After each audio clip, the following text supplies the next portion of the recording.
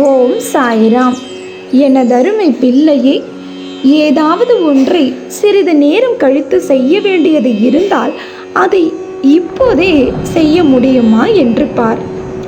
நாளை செய்ய வேண்டியதை இன்றே செய்ய முடியுமா என்று பார். இப்படி நீ செய்தால் 60 வருட வாழ்க்கையை உன்னால் 20 வருடங்களில் வாழ்ந்துவிட முடியும். நீ இழந்த செல்வம், உனக்கு நேர்ந்த அவமானம், உனக்கு பலரிடம் இருந்து கிடைத்த கெட்ட வசைச்சொல், விவேகமுள்ள மனிதன் வெளியே யாரிடமும் சொல்ல மாட்டான். நீயும் யாரிடமும் இதுவரை எதை பற்றியும் சொல்லவில்லை. யாரிடமும் எதற்காகவும் வாக்குவாதம் செய்ய வேண்டாம். ஒரு காரியத்தை துவங்கிய பின் அதில் தோற்றுவிடுவோம் என்று பயந்து அந்த காரியத்தை அப்படியே விட்டுவிட வேண்டாம்.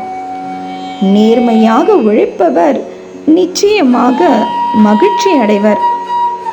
ஒரு காரியம் தொடங்கிய பின் ஒவ்வொரு நாளும் முழு ஈடுபாடோடும் புத்துணர்ச்சியோடும், கடமை தவறாது, நேரம் தவறாது, குறிப்பாக பலனை எதிர்பார்க்காது நதி போல ஓடிக்கொண்டே இருப்பதை கொண்டு திருப்தி கொள்ளும் மனம் தன் வாழ்க்கைக்கு ஏற்ற தக்க துணை மற்றும் தன் அறிவுரைகளை கேட்டு நடக்கும் உனது பிள்ளைகள் ஆகிய மூன்றையும் பெற்றவன் தான் வாழும் காலத்திலே நிச்சயம் சொர்க்கத்தை அடைகின்றான்.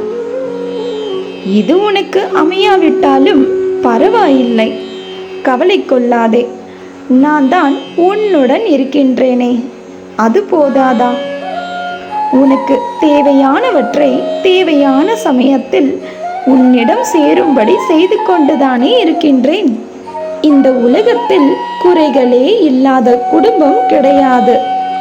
வேதனையும் வலியும் இல்லாத மனிதன் கிடையாது. வாழ்நாள் முழுவதும் மகிழ்ச்சியை மட்டுமே அனுபவித்தவனும் கிடையாது. இதுவே உலகத்தின் இயல்பு என்பதை புரிந்து கொண்டு வாழ பழகிக்கொள். ஏகாதசி நன்னாளான இன்று ஸ்ரீ மகாலட்சுமி தாயார் நிறைந்திருக்கும் திருமாலின் திரு நெஞ்சினில் பதிந்திருக்கும் இந்த பச்சை மரகத கல்லை தொட்டுவிட்டாயா? இனி நீ வேண்டியது அனைத்தும் ஒவ்வொன்றாக நடக்க துவங்கும். நீயே பார்த்து இனி அதிசயிக்க போகின்றாய். இன்றும் என்றும் என்றென்றும் உன் சாயப்பா உன் அருகில். வாழ்க வையகம், வாழ்க வளமுடன். ஜெய் சாய்ராம்.